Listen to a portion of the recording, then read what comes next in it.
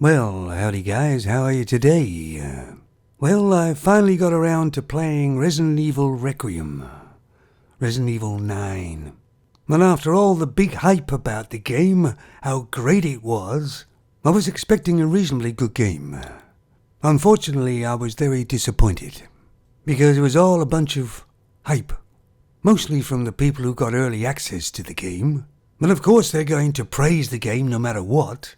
Otherwise, they may not get early access again. And then the big praise also comes from Resident Evil fans. And they're scared to criticize the game in case Capcom stops making Resident Evil. Now, I've played all the Resident Evil games right from the first one. And I'd love this Resident Evil game to be a great game. But it just isn't. It's mediocre at best. To me, it came across as a very lazy attempt of making a Resident Evil game. But Capcom can make good games, but only revamping their old ones. They did a good job of revamping Resident Evil 2, and did even a better job at revamping Resident Evil 4. And it has a lot of replayability in Resident Evil 4, but not Resident Evil Requiem. Now I know the story has never been sophisticated in Resident Evil, but it's never been quite this dumb. Right from the beginning you know something isn't right. Apparently the big high-up on FBI walks all the way to this person's cubicle to ask them just to come to their office. Couldn't have actually phoned or contacted them in any other way, and although the person gets up immediately and goes to the office, the head guy still beats her back to the office in plenty of time. And this person he's chosen is the last person to be an FBI agent. But he sends her alone into this dangerous place to investigate. And with this person's disposition that's very obvious, that is the last thing you would do. I mean, I know it's a video game, but try and make it a little bit believable. But I believe that Capcom wanted to just make the game about Grace and the little girl. But they threw in Leon so they could sell copies. It flip-flops between Leon and Grace, basically slow-paced and fast-paced. And when I say Grace is slow, I mean she's really slow. I can't tell whether she's running or walking, because they're both bog standard slow. Of course the zombies aren't slow, that's so she gets caught loads of times. But all the time you're playing with Grace, she's kind of whimpering. Now maybe at first you could understand it, but she'd get used to it, wouldn't she? But no, she whimpers all the way through while you're playing with her. Who actually thought that was a great idea? Well, of course everybody's saying, oh, it's next-gen sort of graphics. Well, if it is next-gen, I don't want it. Now, my graphics card isn't sort of high-end anymore, but it does a fair job. But I've seen it played on high-end PCs, and it's still kind of grainy. It's like everything's blown out, sort of thing. And of course, adjustments doesn't actually rectify it.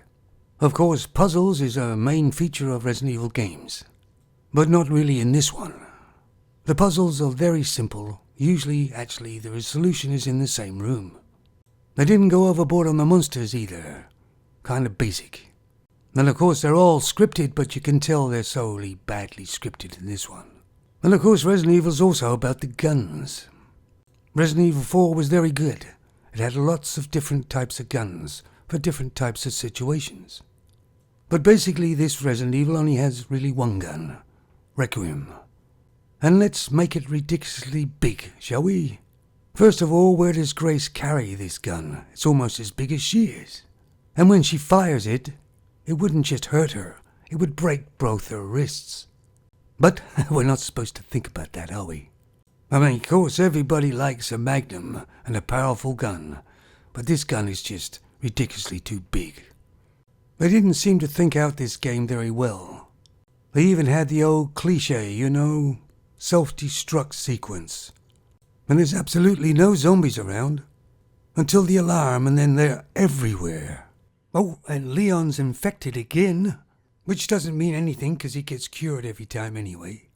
I mean, make it make sense, at least to a bit. But I know there's Resident Evil fans that will back this game 100%. And that's why the Resident Evil games have been going the way they have.